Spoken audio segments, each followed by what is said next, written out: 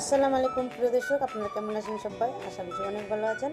তো প্রিয় দর্শক, এই তো আমি এখানে আজকে ফুলকো ফুলকো সুন্দর বাটুরা তৈরি করব। তো তার জন্য আমি এখানে নিয়ে নিচ্ছি ছোট্ট বাটির 1 বাটি ময়দা, আর 1 বাটি নিয়ে নেব নর্মাল আটা, আর এখানে দিয়ে দেবো স্বাদ মতো নুন, আর দিয়ে দেবো 1 চামচ চিনি, আর এখানে 2 চিমটে সোডা, বেকিং সোডা, আর এখানে রান্নার তেল দিয়ে সুন্দর করে ময়ান দিয়ে নেব, আর অল্প অল্প করে পানি দিয়ে একটা নরম ডো তৈরি করে নেব।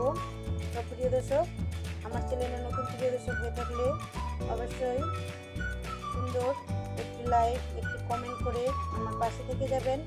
আর ভিডিও কোথাও ভালো লাগলে আর রেসিপি ভালো লাগলে অবশ্যই চ্যানেলটা সাবস্ক্রাইব করে আমার পাশে থেকে যেতে পারেন।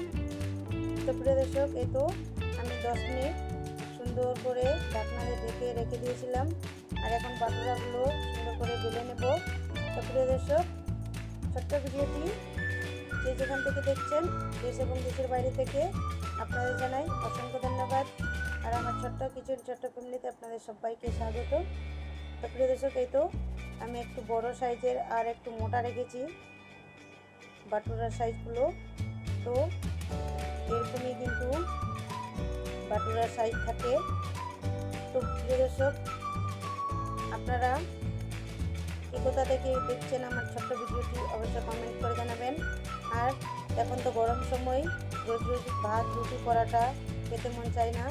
তো এইভাবে সুন্দর ফুলকো ফুলকো বাটুরা খেতে অনেক ভালো লাগবে।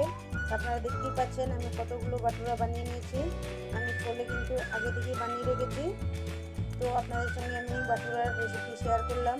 তো কেমন লাগলো আজকের রেসিপি অবশ্যই কমেন্ট করে জানাবেন। আর আপনারা ভালো থাকবেন, সুস্থ থাকবেন। আজকের মতো এ পর্যন্তই, টাটা।